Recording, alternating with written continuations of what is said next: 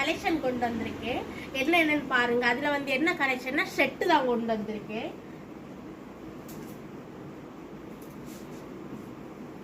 top,